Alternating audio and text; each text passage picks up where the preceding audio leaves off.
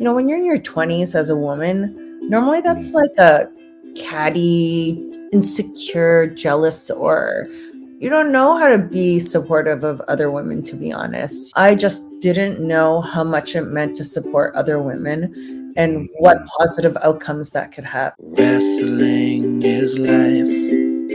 Wrestling is life. Wrestling is life. Is wrestling. Welcome, everyone, to another episode of Wrestling is Life is Wrestling with Cody Diener. I am Cody Diener, and I am a professional wrestler. I'm a professional wrestling producer. I am a professional speaker. I am a professional dad. I'm a father of 4 kids, and I'm a professional husband, kind of. I don't know what that means. You have to ask my wife if she would consider me a professional at that or not. And I'm also a podcaster. This is my podcast. Welcome back for my avid listeners, my supporters, people who have been with me since the beginning. Thanks for coming back. If this is your first time coming to Wrestling is Life is Wrestling, because you see today's guest, you see, oh my goodness, Gail Kim is on the show. Yes, welcome to this episode. I'm super excited for my conversation with Gail Kim. Before I tell you about Gail Kim and start putting her over, let me put over my sponsors. You can help support this show by supporting my sponsors. Everyone, check out Rest When Dead Clothing on Instagram. Go to restwhendead.ca and check out all their swag. If you're watching this, audio listeners, on YouTube, if you're not watching this, you can go and watch it at Cody Diener Podcast on my YouTube channel, and you can see the swag I'm wearing right now, the swag in the background, this wicked awesome hat, the super wicked awesome popular Legends Never Die t-shirt by Rest When Dead Clothing. Check out the entire collection, like I said, at restwhendead.ca. If you need some supplements to up your workout game, head on over to ceofit.ca. Check out all top of the line supplements that they're offering there, including wicked cheap shipping, in some cases even free. So that's ceofit.ca. Other ways you can support me is by getting a cameo at cameo.com/Cody Diener. Hey, Mother's Day is on the horizon here, dudes. I mean, I said I was a professional husband. Man, I better get something good for Mrs. Diener for Mother's Day. If you got any suggestions, why don't you hit me up at Cody Diener on my social media. Let me know what I should get Mrs. Diener for Mother's Day. But if you're wondering what you should get her, I'm not going to get her a cameo from me, but you can. You can get your mom. You can get your wife, the special lady in your life. Get her a cameo from me. Cameo.com/Cody Diener. You could also pick up a Wrestling is Life is Wrestling t-shirt. You like this show, you're listening to it, you want to support it specifically, head on over to prowrestlingtees.com/Cody Diener, and you can get yourself the official Wrestling is Life is Wrestling with Cody Diener t-shirt. If you're an indie promoter and want to book me on your event, book Cody at codydiener.com. Book Cody at codydiener.com, and you can book me for your event. I am super tired right now, guys. I don't know if you could tell. I'm trying to push through this intro right now because I had a crazy indie wrestling weekend. I'm going to tell you all about that weekend at the end of this conversation with Gail and the outro. So stick around to the end of the show. I'll tell you about my crazy weekend on the road and my crazy schedule that's going to be coming up here soon. If you want to book me at your school, you heard me say I'm a professional speaker. Yes, that's part of my crazy schedule I'm going to be sharing with you at the end of the show. I'm in this middle of this, I often tell people that the speaking business and wrestling business in some ways is feast or famine. Sometimes those bookings, you're wondering when they're going to come in, and then all of a sudden, boom, they do, and then it's a feast, and they are just rolling and rolling and rolling. Well, that's what the month of May looks like for me. It is a feast. So I'll tell you that schedule and all the things I'm going to be doing there at the end of the show. But if you want to bring me to your school before the end of this school year, I do have some openings left. You can go to chrisgrayspeaks.com. That's Gray with an A, chrisgrayspeaks.com. You can learn more about what I'm offering schools with my programming, doing assembly presentations, seminars, leadership workshops, parent seminars, all kinds of stuff. You can go to chrisgrayspeaks.com to check out all that information. Before we jump into today's guest with Gail Kim, let me just put Gail over. I have known Gail for many years. You came to this show, you're listening to this, you're probably familiar with her. And if you're a wrestling fan, I got a lot of wrestling fans listening to this show, you might know that Gail is a 7-time TNA Knockouts Champion. 7. That's a record, by the way. 7-time Knockouts Champion. She is a TNA Knockouts Tag-Team Champion. She was the WWE Women's Champion. She is a TNA Hall of Famer. She was also listed by the WWE as in the top 50 female performers in the history of the company. She's been recognized as that. And you're familiar with all that if you're a wrestling fan. If you're not a wrestling fan, you're listening to this because you like to come here for the stories and the motivation and the inspiration of hearing about these unique people and their life, because wrestling is wrestling, but this isn't a wrestling podcast. This is a life podcast about the wild journeys of my guests and the lessons they've learned along the way. And you're here and you're not even a wrestling fan. You've continued to support me. Thank you, by the way. Put a review on Apple Podcast or Spotify if that's you. And you're listening to this and you don't know much about Gail, but maybe you actually do, because if you are an Amazing Race Canada fan, she was on the 9th season, the most recent season of Amazing Race Canada. And she is also the wife of world famous chef Robert Irvine. Has multiple shows on the Food Network, including Restaurant Impossible, and Gail and Robert's wedding was documented on an episode of Restaurant Impossible. We end up talking about that over the next 2 weeks. This is part 1 this week. Part 2 will be dropping next week. But if you don't want to wait, if you're like, man, this lady sounds amazing. If you're a wrestling fan, you know that she's amazing. She's one of the most, I said this on my social media this week when I was introducing the fact I was going to have Gail. She's one of, if not the most influential female performer of her generation. You ask, 10 wrestlers who one of the most inspirational and motivational and really groundbreaking female performers are of this generation, they are going to put Gail Kim on their list. 9 out of 10 will. You know what? No, not even 9 out of 10. 10 out of 10 of those people, they're going to put Gail Kim on their list. She's amazing. And if you don't want to wait for next week, you can listen to the entire conversation early and ad-free. Also the video right now at patreon.com/Cody Diener. We've got the full conversation up there. You can support the show by going over there right now and getting a free trial. And exclusive to my patrons over at patreon.com is a bonus story. Gail will be talking about it. For you wrestling fans, you're going to know what I'm going to say right now. Her most famous feud, the one that really put her on the map, really helped put women's wrestling on the map when this feud happened, and it changed so many people's perspective about what women's wrestling could really be. That's one of the ways that Gail broke ground. She brought respect and honor and dignity to female wrestling that was lacking in the industry for many years. She did that with her feud with Awesome Kong. And she shares a never before heard story about her favorite match against Awesome Kong. And that's not going to be on the show today. That's only over on patreon.com/Cody Diener. You can go listen to that right now by signing up for a free trial and watch it too. Both the audio and the video is up there. Everything's early and ad free. No commercials, no intros, no outros, just the raw content, the raw footage. And that helps support the show and helps me continue to bring this show to you each and every week. Now, that's enough of me shilling the Patreon, and that is, I think, enough of me putting over Gail. Let me just say one more time, Gail Kim is awesome. It's why you're here. You want to listen to part 1 with the one and only Gail Kim. So let's get to it. Let's listen to my conversation with my friend and now soon to be yours, the one and only Gail Kim.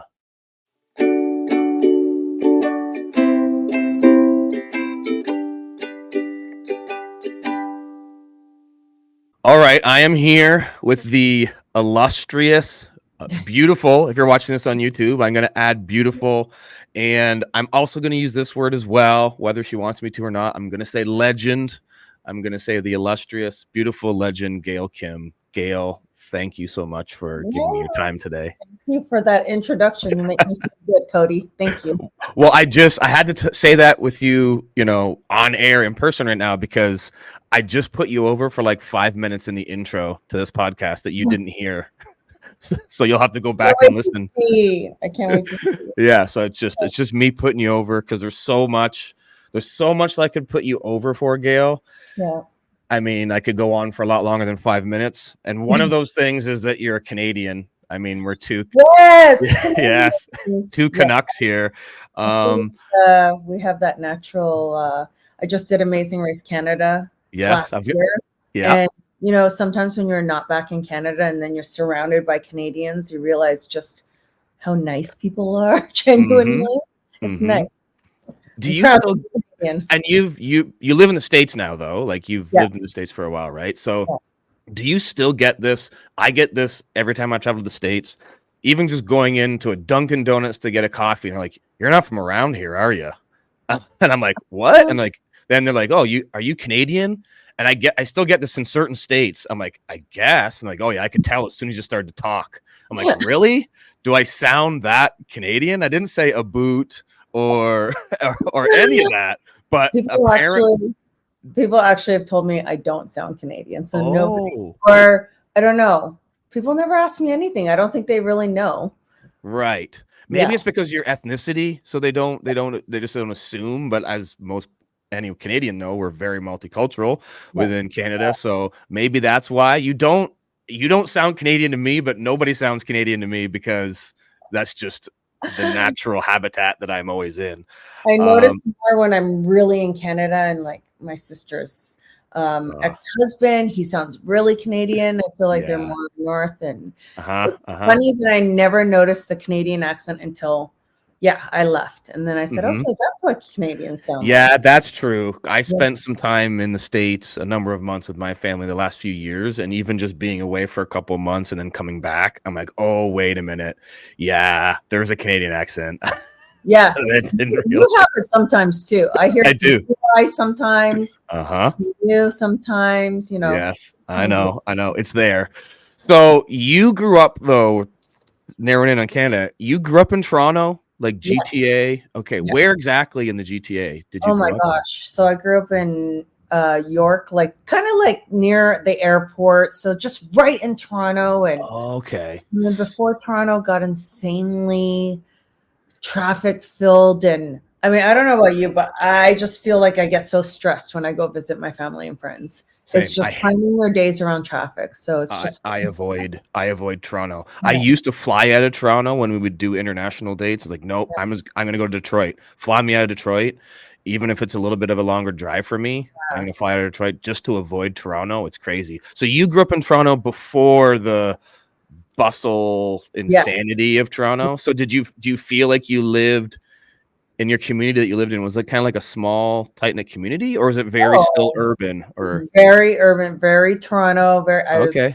girl, and so when I got signed by WWE, and they told me to move to Louisville, Kentucky, which is kind of a major city too, but just not as metropolitan as Toronto, because Toronto's like the New York of Canada, I would say, in some way. I went to Louisville, Kentucky. Holy culture shock! It was like. It's off, like you just said, it's so ethnic in Toronto. It was literally black and white, and never saw another Asian for months. I mean, right before I left, I think I saw two. So, just so different. There was nothing to do except for the wrestling school, and the gym. I mean, the gym was awesome down there, but there wasn't a lot to do. I didn't party a lot, so was that difficult? Was there challenges being the only Asian in terms of, maybe was it racism or the small town thinking? Because like I'll preface this with I grew up in a small town, like very small town in southwestern Ontario, and it was not very black and white. It was just white. Yeah. Right? So when a black family came into town, They were literally, oh, that's the Black family. Like, it's just the way that it was. It was, so I know, like, I became friends with that boy, and I know it was with that difficult. boy, Exactly. Literally. It was so crazy. That's how small town it was. So it's like I know, because I became his friend, like, it was difficult for him because he was the only one. So there was just this inherent difficulty, whether there was racism or not. I'm sure there was, but from his experience. But was it difficult in Louisville? In Louisville, I think I was just more depressed of the life change. It was like going from knowing your whole life. I was devastated when they told me I had to move to Louisville, Kentucky, and it was only temporary. And I remember going, oh my God. And I literally tried to think of every excuse to give them a reason not to send me to OVW. And it's not because I didn't think I needed the training. I thought I needed the training. I was just deathly afraid to leave what I knew. And, when you become a wrestler, you do know that you're going to hit the road and all of those things. But I just thought, okay, I'll get signed and I'll travel and I'll learn the ropes then. But I never thought I'd have to leave my home that I just bought in Mississauga and in Canada, and just move to another city and just drive there with my car full of things and buy an apartment at the same time as having a home there. It was just like, it was real life growing up. And, the wrestlers become wrestlers now in their teens. I was 25 when I got signed by WWE. And even then I just thought, wow, that was a lot to take in mentally, a lot. I always tell wrestlers, it's not the physical demand that will get you. It's the emotional and the mental challenge, for sure, 100%. Oh, wow. So there's a lot to unpack in what you just said, because the concept of this podcast is, it's wrestling is life is wrestling, because wrestling is life and life is wrestling. And what I do is kind of, when I talk to bring my friends on here and colleagues on here, we kind of talk about not just wrestling and the career of the person I'm talking to, but like the life lessons that we've learned in that career. And because all the things that we've learned as traveling professional wrestlers are important life lessons that a non-wrestler is going to listen to this and they're going to identify with, right? So it's right. So it's not a wrestling podcast. It is really a life podcast. So there's lots of people that kind of have to get up and move somewhere. There's a fear associated with that. There is a learning curve associated with that. And wrestlers specifically, I remember when I started traveling on the indies, my first weekend on the road, I remember being so happy afterwards, because not just because I got to go to this town that I'd never been to and wrestle, but I got back and thought, that was so awesome. I can't wait to do that again. Not the wrestling, but the travel. I liked it. And other friends of mine hated it, and they did not last because they weren't ready for the road. Right. So you talked about having to make this big move to Louisville, but you were on the indies first, right? Like you were a couple years at least, right? Before you got signed. Yeah, it was 2 years. 2 years on the indies. Did you enjoy the travel on the indies? I did, but only because I had Tracy Brooks, right? So when I started, Tracy was the first girl I walked into the school. She was the first person I saw with a smile on her face and shook my hand. I couldn't have asked for a more welcoming person to walk into the school with. I was terrified, as most people would be. And she was just so nice. And at that time, back in 2000, sorry, there weren't a lot of women, right? I mean, Trish had just come right before us. When I walked in, there was Tracy, and then there was like two other girls. And, they lost it a little bit, but Tracy and I were the ones that were really, she was ahead of me a couple months. She had even trained with Trish, and Trish went on, obviously. She came in just to get ready for WWE. And so Tracy already had her first match. And so I was the next girl that was ready. Ron Hutchinson put me under a hood because he thought two pretty girls couldn't be heel baby face. I love that old school thinking. I know, right? Wow. So we wrestled each other. We're the only ones that we didn't have anybody else. And then so we just drove up and down the road together, mostly to Northern Ontario, but Yep. then eventually we crossed the border and we went to Michigan, Ohio, and took whatever bookings we could get. And we wrestled each other and just traveled up and down the road with her, just us two, or some of the boys that were in our wrestling school, right? So, Right. So yeah. I had Tracy on the show, and Yeah. she put you over like crazy and really talked about those first few years, exactly what you're talking about, being Yeah. attached to the hip. And one of the things she mentioned is, and this is an interesting thing that's a very different experience for the females, is when I'm traveling on the road and I go to Michigan, like you said, okay, like there's 14, 15 other guys on the show. I'll get paired with one of those guys and I'll get to work with all this different kind of talent, grow in different ways, positive and negative, because of who I'm wrestling with. You guys, there's like maybe one other girl in that other territory. Sometimes maybe, and sometimes not the most talented. And so if you can partner with somebody and find this, comrade like you did in Gail, or you did in Tracy, you got the Tracy and Gail show going on the road. Yes. That's a good thing that you have that person, like you said earlier, not just the physical challenges, but the mental challenges, having that friend, that support system already built in. 100%. And you don't even know, when you're in your 20s as a woman, normally that's like a catty, insecure, jealous, or you don't know how to be supportive of other women, to be honest. You don't get it until I didn't really know until probably my 30s. I'm not saying I was a catty girl at all in my 20s.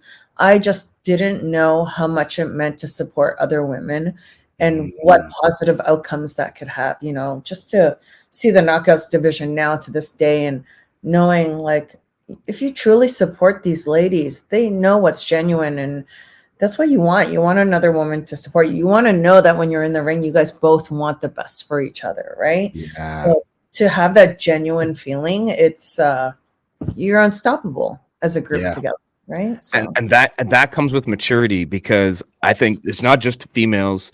This was the thing that I can relate in my 20s, because you're so driven to quote unquote make it. I know for me in my 20s, I saw almost everybody as my competition. Yes. Right. Rather than a colleague that can actually help me get to where I want to go. It's almost like, oh no, I see them maybe as competition and a roadblock. And I think that's probably, and I don't want to speak for you, but I know for the other girls that I've talked to, that's exponentially turned up for the females, because there's less of you there's less spots and less of you trying to get a job. Yeah. So that competition can be even more, 100%. I guess, demanding. So I can see that being something that you don't realize in your immature 20s. You're just like, oh, everyone's competition. There's only so many spots. So I think I started realizing too, I think, like you say, it's a progress, right? A progression through a maturity of your years. And I just remember as I was wrestling too, I was like, wow, like if you're really secure in yourself, if you know you're confident in your own abilities, like Kurt Angle's a great example. He never cared about putting anyone over, setting that example. Him and Molly Holly were the female and male role models for myself, because they really did show me, oh my God, they can make anyone look like $1 million, and it doesn't hurt their reputation one bit. You are so good. Nobody remembers in the end who won or lost, really. They remember the match. They remember the feeling.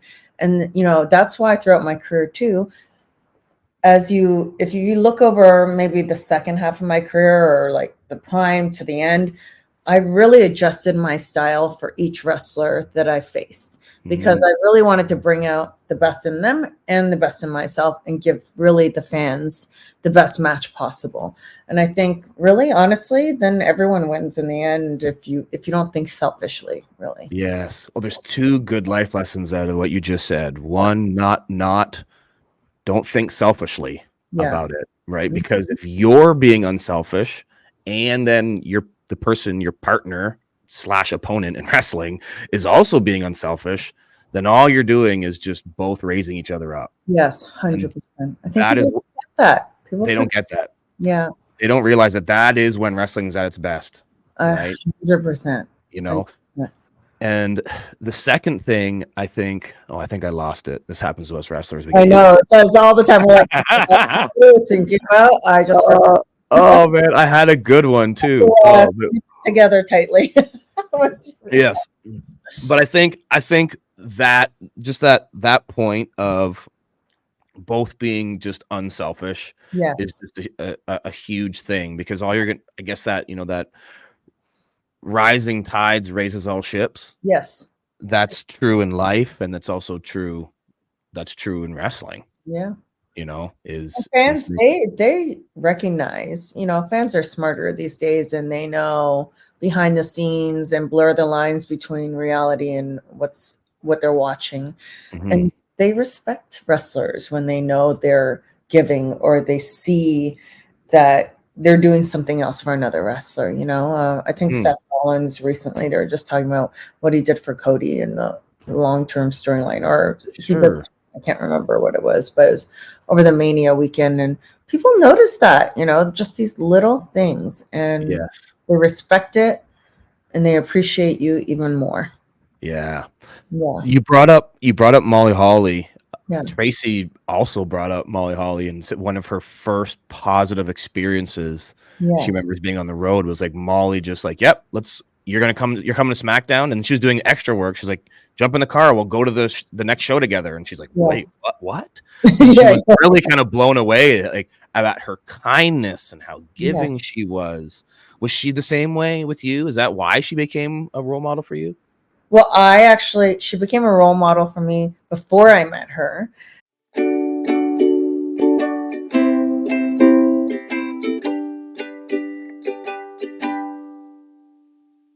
I want to take a pause from our conversation to tell you about today's sponsor, ceofit.ca. Their byline is simple: conquer, evolve, overcome. Do you need to conquer your next workout? Or maybe you've hit a plateau in your exercise game and you need to evolve. Or you're starting to find there's some obstacles in the gym that you can't overcome. CEO Fit will help you conquer, evolve, and overcome any obstacle in your way with their top of the line supplements. Whether it's a pre-workout to help you crush that next cardio session, or man, you did crush that cardio session and you need to fill your muscles back up with some high quality protein, we got that for you at ceofit.ca. There's also creatine, vitamins, test boosters, seasonings, and syrups to make your meal not just tasty but healthy too. Oh, I can't forget, they're not just going to help you work out your muscles, they're going to help you work out your brain. They got nootropics for brain function right now at ceofit.ca. Are you a Canadian that you've listened to commercials like this before, and then you jump on the website and realize, wait a minute, this free shipping or cheap shipping that they're talking about doesn't apply to me because I'm Canadian? Well, guess what? ceofit.ca is a proud Canadian company, and we are offering to you Canadian listeners any order over $120, free shipping. Now, you U.S. customers and listeners right now might be going, wait a minute, what about me? Well, I got something for you too. It doesn't matter how big your order is. You might go over there and go, man, I need it all. And you get 10 boxes full of these awesome supplements. It's going to cost you $6. $6. Any size order, anywhere in the United States, $6 in shipping. Not only that, American, with the conversion rate, any price that you see on ceofit.ca, it's going to convert it to US dollars. So everything's going to be even cheaper for my American customers. So you need to conquer, you need to evolve, you need to overcome. Well, there's only one place that you need to go, and that's ceofit.ca. That's ceofit.ca.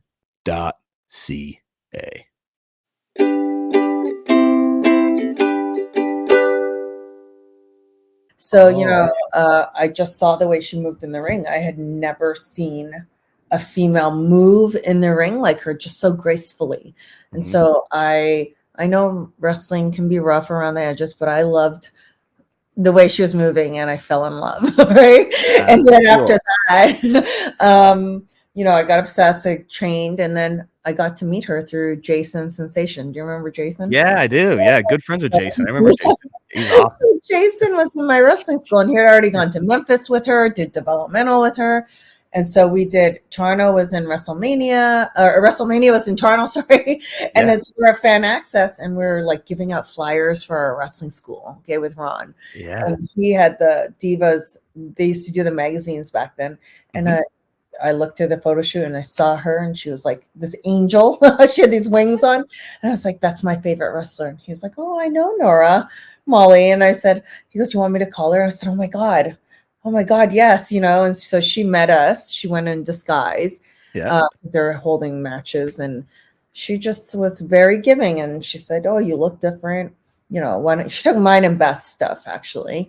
And then that year, WCW got bought. She said, just hang on, let it just kind of, let that settle down. We got our tryouts, and she wrestled Tracy and she wrestled Beth, though. And she's blown up after those two. So I wrestled Nydia, who's to this day like one of the girls I've always connected with.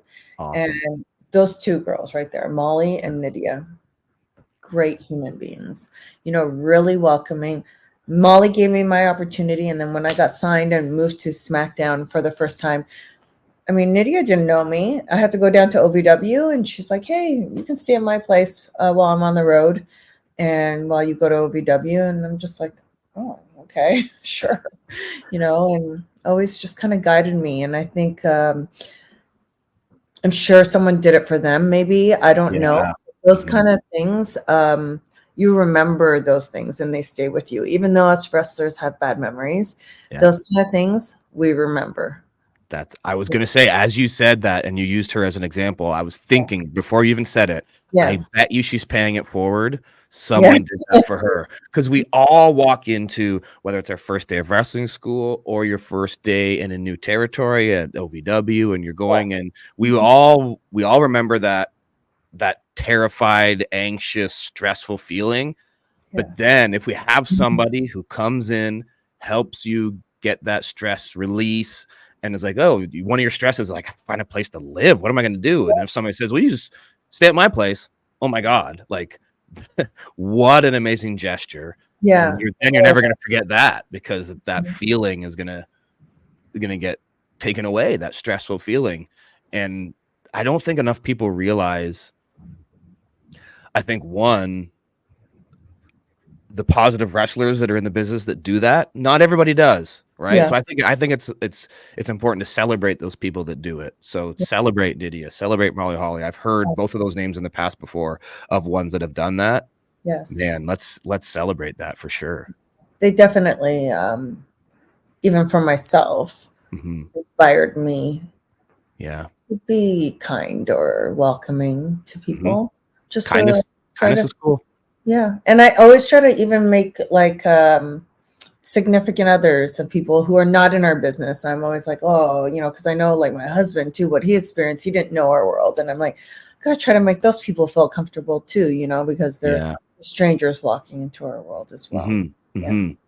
Did you, so you mentioned Ron earlier, and that's so cool that he like just called her and like got that hookup for you. That's so Ron from what I know. Jason did. Jason did. Jason called Nora. Jason called. Okay, so that's also very Jason. I guess it's very Canadian, actually. Yes, very Canadian. Insert any Canadian. But you mentioned Ron because you trained with Ron. Like, is there one or two key takeaways that you think of when you think of that time training with Ron that he really instilled in you, that's something that you've carried with you throughout your career? Yeah, for sure. There's two things. Well, number one, I'd never met, and mind you, he was the only first trainer I experienced, but to have a trainer so supportive of women's wrestling, when women's wrestling wasn't really a thing. Yes, he maybe, I don't know what inspired that for Ron, or, he did train Trish before she went into WWE, but it was nice to have a trainer that really did truly support the women. And treated us like the guys, like the equals. And that really stood out to me, number one. And the other thing with Ron was that he trained us so properly. Like, I am so grateful. Like, a lot of these wrestling schools, they'll go in, you want to, and all wrestlers want to learn the cool moves and all those things. And I really was taught so properly with Ron. It was like the basics. You walked Yeah. before you ran. And I remember even clearly the day that we learned psychology. You know, we sat there like in a school classroom, it felt like. And I remember just getting it one day. And when I went to OVW with WWE for developmental, I remember Rip Rogers trained the same way. And I was so grateful that I was trained properly, because a lot of these developmental talent were trained a different way and had to relearn everything. So Ron, thank you very much for teaching me the basics, basically the fundamentals, which are so important when you begin. Yes. So I'm very grateful for that. I've seen it so much, Gail. Yeah. I like to use the analogy. It's like the foundation of a house. You have to have a strong foundation, and if you don't, if you're getting retrained, you're rebuilding an entire house. Yes. Right? You someone goes to developmental, if they don't have that strong proper foundation, it's like, well, now we got to start over.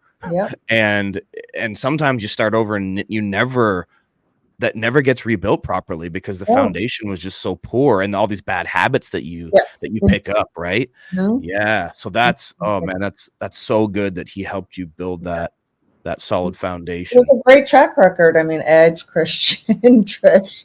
Yeah, I mean, right. I found the right place. I was very blessed there. Now, you said earlier in passing when you had to go to Louisville, right when we first started talking, that you knew that you had to go and get some training. Like you weren't apprehensive because you didn't think you needed the training. You were more apprehensive about the place and moving away. Yes. What did you think? What did you think that you needed, even though you got this strong foundation from him? You know what I mean? Like, because you're going to that next level now. Was there something in mind? Like, oh no, I'm going to need this because blank, you know?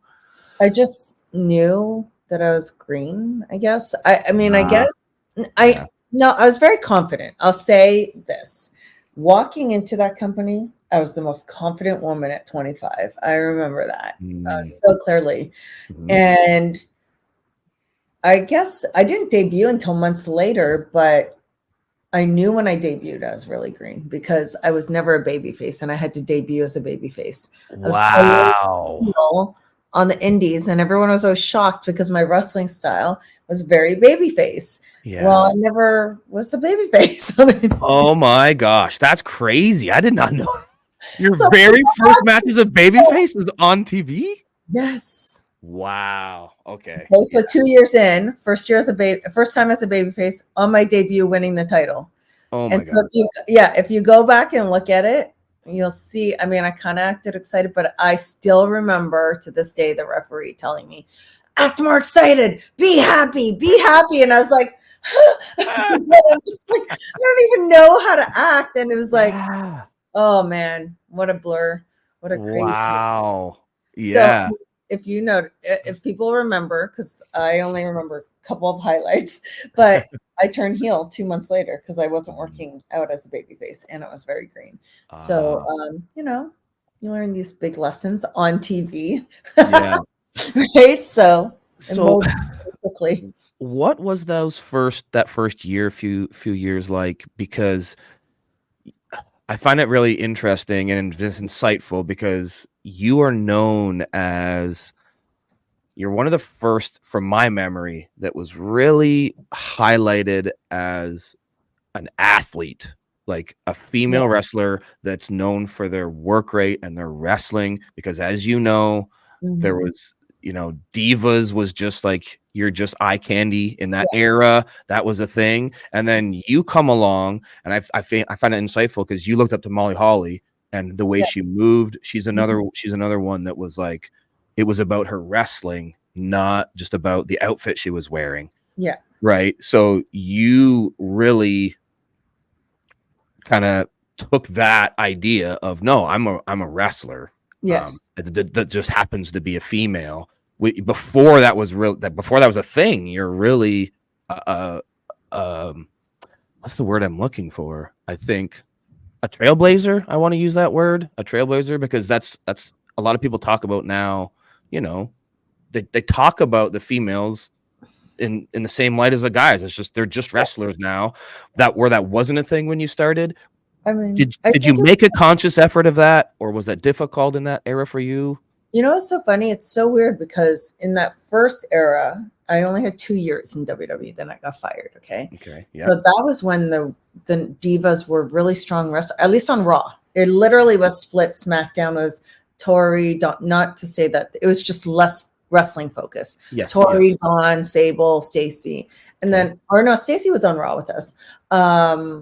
But she didn't like to wrestle, you know. So, and then it was Trish, Victoria, myself, you know, Jazz, all these people. Okay. And so those first 2 years before I got fired, it was very wrestling oriented, just not a lot of time, right? Maybe a little bit. My second run was even worse though. So you'd think with time it would have progressed. So I went WWE, pretty strong division, but at the end, right, I got fired right after the Diva Search. So Diva Search happened, the first one with Christy Hemme, everyone. So me, Jazz, and Nydia got fired, and then they brought in all the divas. So that's when wrestling kind of changed to kind of Diva Search era, okay? Yep. And then I was gone. The Kong era happened for me in TNA.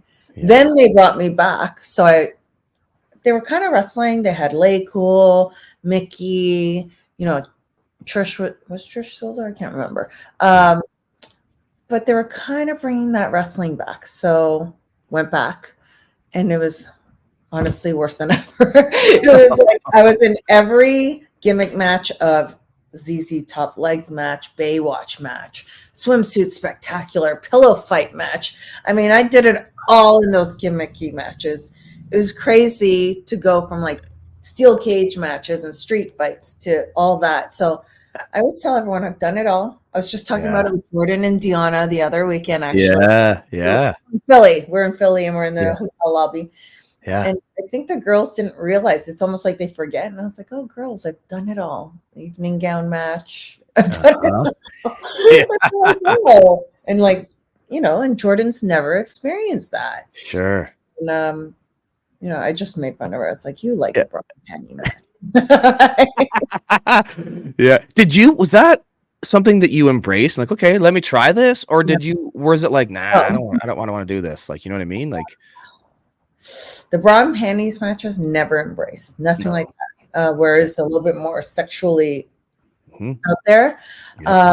Things like the legs, ZZ Top Legs match, the Baywatch match, the evening gown matches, all those things, you just tried to turn what you were given, lemons into lemonade, right? So you wear the outfit, but I would say, I don't care, we're going to wrestle in these outfits. You know, I'm going to keep it and we're going to do this, you know. So we tried to do the best with what we were given. Not our favorite, you know, not a lot of time given, just hard to tell a story. It's just like one off. No fans are invested emotionally. So, you know, it's just, it's hard to go from Kong and Gail, you know, and having these meaningful matches where you're telling the story in a match and then going to do these one-offs. So it's just more of a challenge. That's all.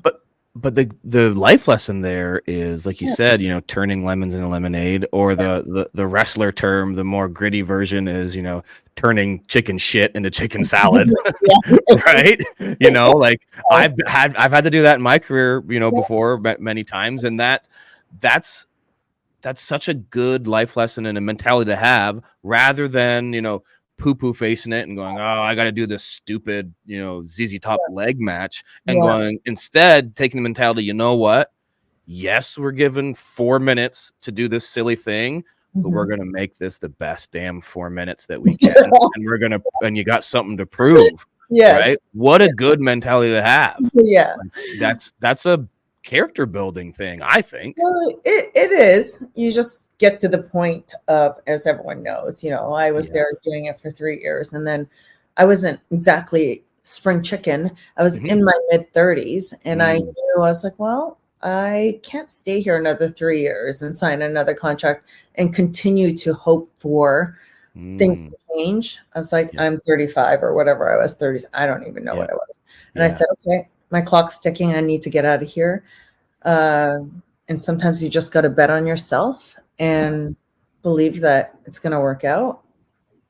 All my biggest achievements in my career have been when I'm ready to take that big chance and bet on myself.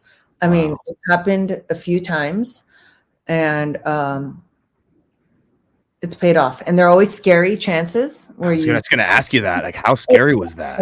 So scary.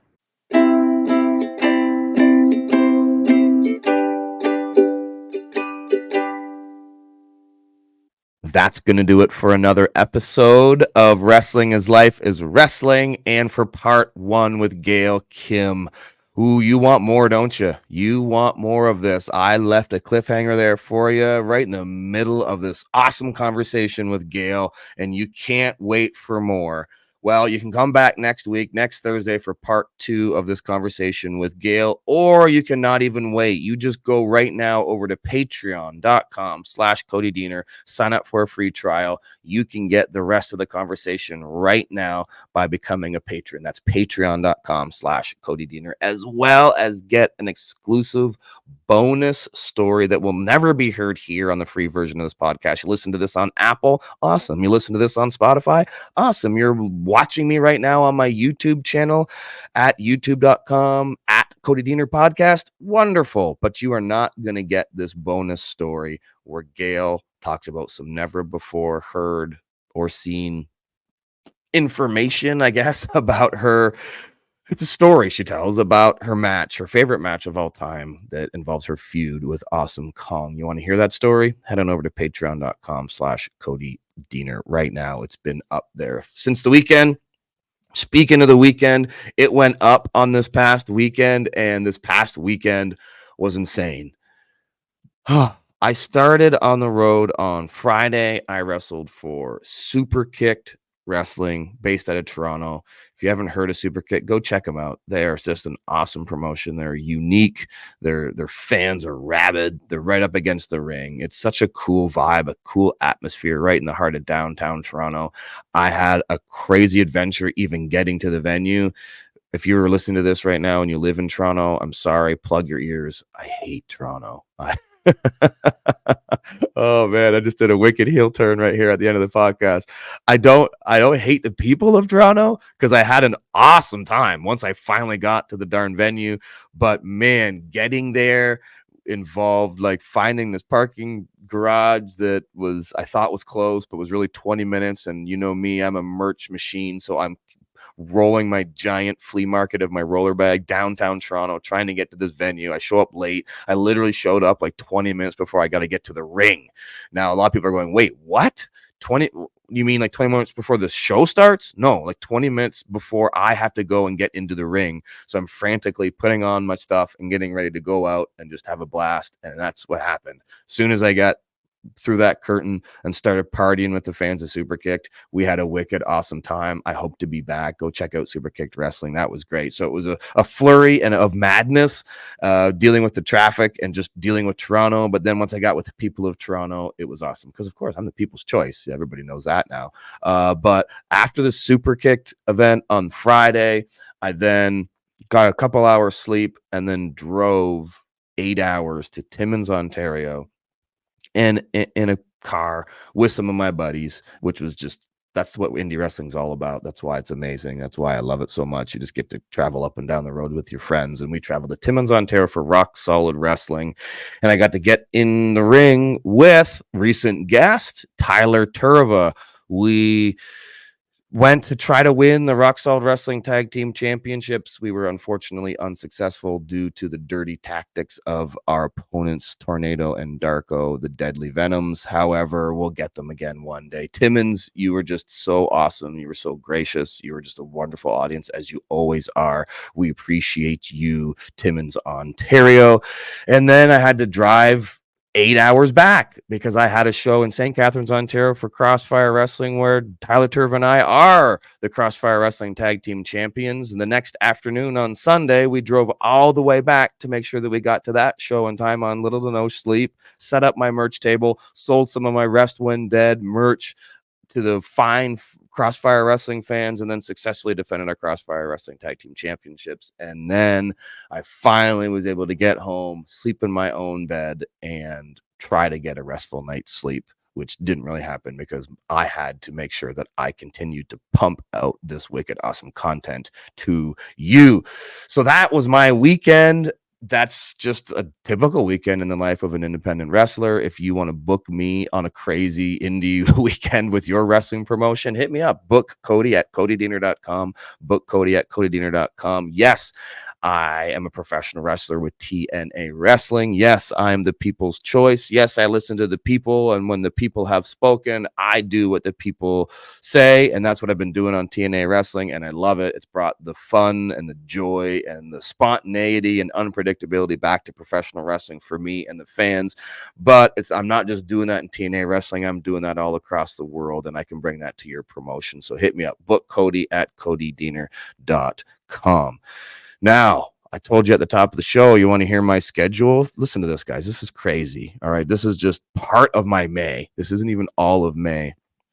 Tomorrow, if you're listening to this when the episode drops, tomorrow I'm going to be at Under Siege with TNA Wrestling in Albany, New York on May 3rd. And then the following day, May 4th, for the television tapings for TNA, the Impact Wrestling show. You can still get tickets over at TNAWrestling.com. And if you want to watch the event, this live event, you can watch it live on the TNA Plus app. That's Under Siege. Just go to TNAWrestling.com, get the TNA Plus app. If you're in the Albany, New York area, get your tickets and come watch those two wicked awesome shows. Then I'll fly home, and then I'll be ready for a presentation in Ontario, Canada on the May 6th. But then I got to hop on an airplane because on May 8th and 9th, I will be in Edmonton, Alberta, doing some speeches at a couple schools, hopping back on a plane, coming back for May 10th for some more school speeches in Ontario. Then on May 11th, I will be wrestling for Top Tier Wrestling in Hamilton. Why? Because I'm the Steel City champion, baby.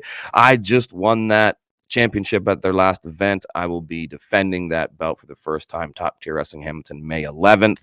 Then a couple days later, I'll be hopping on a plane again and headed to Moose Jaw, Saskatchewan. We've got a super top secret Rest When Dead clothing project that we are working on. I can't tell you about it other than to say I kind of just let out the secret.